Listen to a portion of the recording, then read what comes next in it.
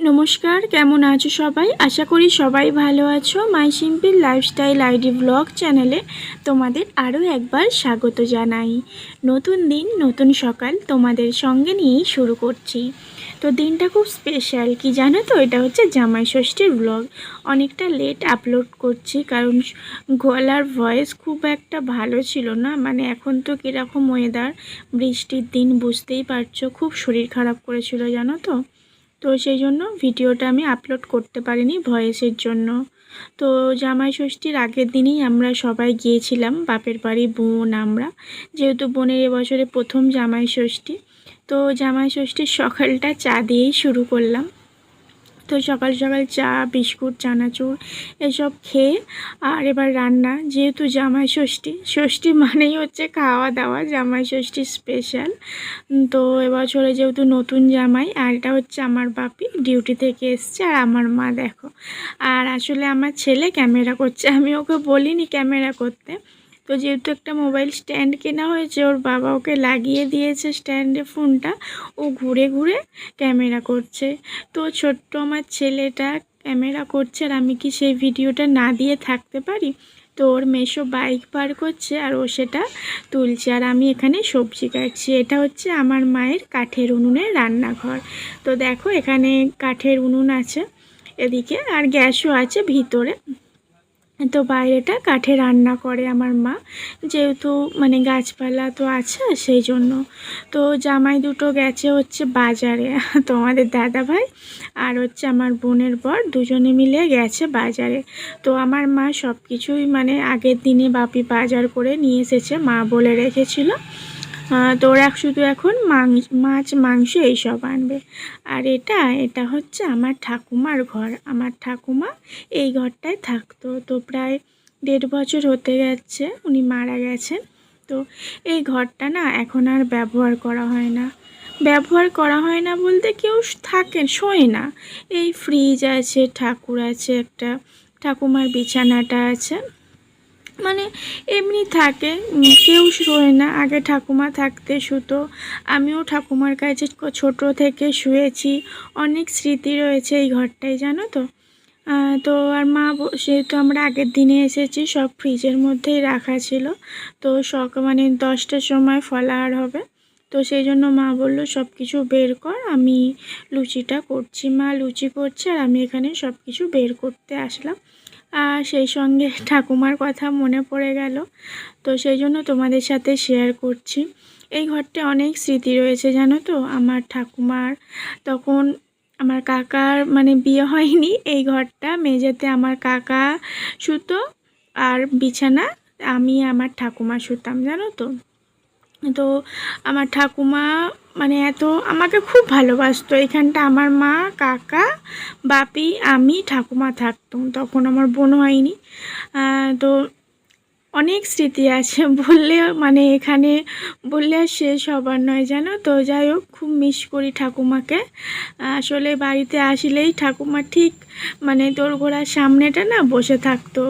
মাকে বলি বলো, ঠাকুমা এখানটা ঠিক বসে থাকতো, যত যাই হয়ে যাক ঠাকুমা ঠিক ওই জায়গাটাতেই বসে থাকবে, কে আসছে না আসছে তো ঠাকুমা বসে বসে দেখবে। তো যাই হোক, আর তো কোনোদিনও ফিরে আসবে না, ভালো থাকুক ঠাকুমা। তো এই যে দেখো ফলাহার হচ্ছে এখানে, চিড়ে, মুরগি, দই, মিষ্টি, আম আর লুচি, ঘুগনি। ঘুগনি না, এটা মটর ডাল করেছিল। আর আমার ছেলে আর তোমাদের দাদাভাই লুচি মানে লুচি খেয়েছে, ওরা চিড়ে মুরগি ওদের ভালো লাগেনি, এমনি ফল দই খেয়েছে। তো দেখো আমার ছেলে এখানে ম্যাঙ্গো ফুটি খাচ্ছে। ওকে বললাম কেমন লাগছে, ও আর কি ক্যামেরাটা অন করেছি বলে বলছে ভালো লাগছে না। আমি বলছি ভালো লাগবে কি করে, লুচি খেয়েছিস আর ভালো লাগে? তো এগুলো এনে রেখেছিল, খাওয়া দাওয়া করে তারপরে এগুলো নিয়ে বসলাম, যেহেতু এগুলো পরিষ্কার করতে অনেকটা সময় লাগবে। তো এখানে আছে কাতলা মাছ, চিকেন পকোড়া হবে, তার জন্য আছে ছোটো চিকেন, এখানে এমনি চিকেন, মাটন আর হচ্ছে চিংড়ি মাছ। তো আমার ছেলে মাটন খায় না, সেই জন্য চিকেনটা আনা হয়েছে। তো অনেকটাই নিয়ে আসা হয়ে গেছে সবার জন্য একেবারে। তো দেখো ফাইনালি মেনুতে নিয়ে চলে আসলাম দুপুরের লাঞ্চ। এটা আলু ভাজা, বেগুন ভাজা, পটল ভাজা, এখানে আছে চিকেন পকোড়া, এটা হচ্ছে একটা নতুন স্টাইলের পকোড়াটা করা হয়েছে। আর এটা হচ্ছে কাতলা মাছের কালিয়া, পাট শাক ভাজা আর আছে উচ্ছে ভাজা। তো এই পকোড়াটা কিন্তু আমার বোনের বর বানিয়েছে। ও যেহেতু খুব মানে ও সুন্দর রান্না করতে পারে, ও এক ধরনের শেফ বলা চলে। তো দেখো এখানে হচ্ছে মাটনটা কিন্তু আমার বোনের বরই রান্না করেছে। খুব সুন্দর রান্নাটা হয়েছিল জানো তো। মানে মানে ঝালটা অল্প দিয়েছিল, খুব সুন্দর হয়েছিল। তো এই যে জামাই ষষ্ঠীর দুপুরের লাঞ্চ থালি এটা। তো কেমন লাগছে অবশ্যই কমেন্ট করে জানিও।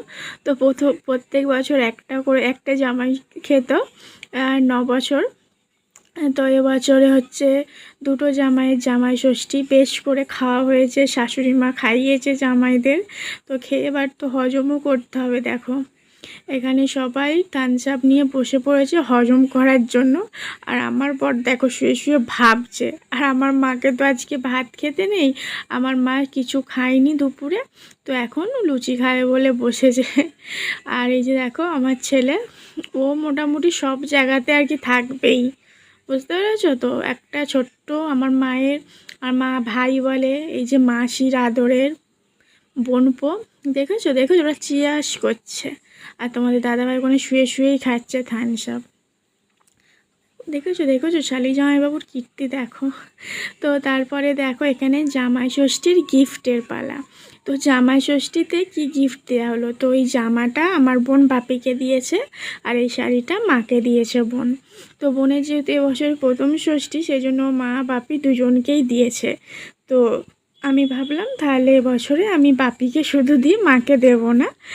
তো বাপিকে আমি দিলাম একটা যে শাড়িটা দেখো, শাড়িটা কিন্তু তাঁতের শাড়ি। আমার মা না তাঁতের শাড়ি পরতে ভীষণ ভালোবাসে, সব রকমের শাড়ির থেকে আমার মা তাঁতের শাড়িটাই বেশি ভালোবাসে পরতে। আর এই দেখো একটা হালকা গেঞ্জি দিয়েছি, এটা আমি বাপিকে দিয়েছি, গোল গলা গেঞ্জি।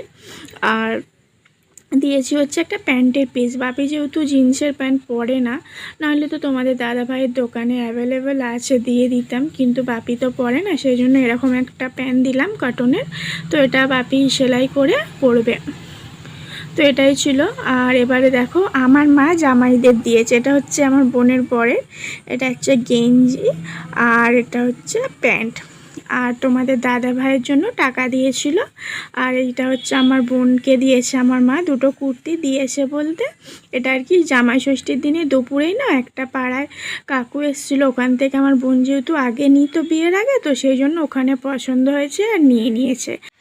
বোন যেহেতু পাড়ায় এসেছিলো নিয়ে নিল বলে আমি আর কিনতে গেলাম না, টাকাটা আমার কাছে রয়ে গেল। পরে সময় করে একদিন জামাই ষষ্ঠীর গিফটটা কিনে নেব আর তোমাদের সাথে শেয়ার করে দেবো, ঠিক আছে। তো দাদাভাই কিনিল, আমি কিনিলাম। তো চলো বন্ধুরা, আজকের ভিডিওটা এখানেই শেষ করছি। ভিডিওটি কেমন লাগলো অবশ্যই কমেন্ট করে জানিও, আর ভালো লাগলে একটা লাইক করে দিও। আর আজকের মতো টাটা।